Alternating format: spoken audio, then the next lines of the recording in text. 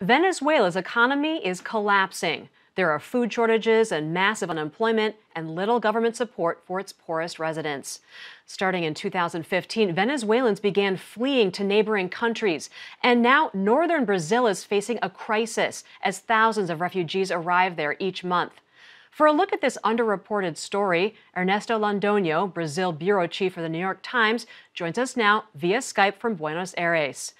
Ernesto, you've spent time in this area of northern Brazil where thousands of Venezuelans are arriving. Can you just paint the picture for us? What are the conditions like there? Sure. I recently came back from a trip in Boa Vista. That's a city in northern Brazil, and it's been one of the hubs in the region where desperate Venezuelans who have been arriving in larger numbers turn up.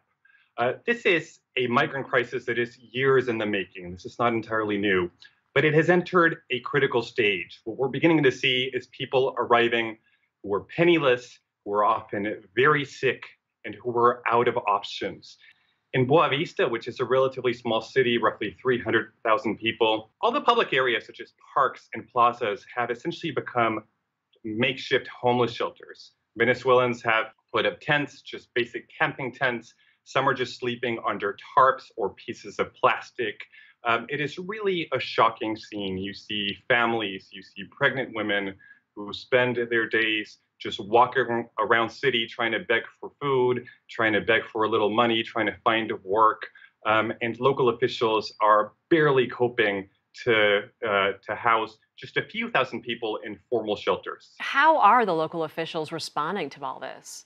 It's been a mixed bag. I think across the board in Latin America, there's been a tradition of open borders, relatively speaking, and there's been a proud tradition of rising up to the challenges posed by migrant crisis and refugee crisis in the past. However, the number of people that are crossing borders each day, just to give you a sense, as of early this year, the UN thinks that roughly 5,000 people, Venezuelans, were leaving their country each day. That is a huge number of people for local officials to deal with, particularly when they come with such acute needs. So initially, I think the general response was one of generosity, was one of people rallying together, making the best out of a bad situation. But as the numbers grew, and as the numbers grew, particularly in border communities, we're starting to see a backlash. In the northern province of Roraima, which is a relatively poor province in Brazil, the governor earlier this month took the pretty extraordinary decision of suing the federal government, demanding that they shut down the border temporarily until local officials can get a handle on the problem. This is not the kind of response we're used to seeing in places like Brazil, but it speaks to just how vexing this crisis has become for them. The numbers are certainly staggering. I mean, have you seen anything like this in the region before?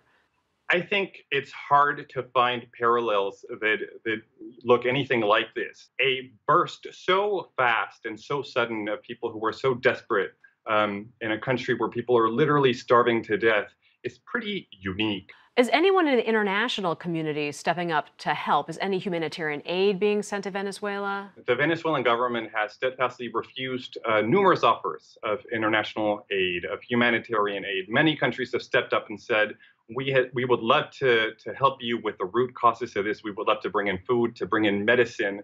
However, if the Venezuelan government were to take them up on that offer, it would be acknowledging that there is a crisis. And that would come at a pretty steep political price to President Nicolás Maduro.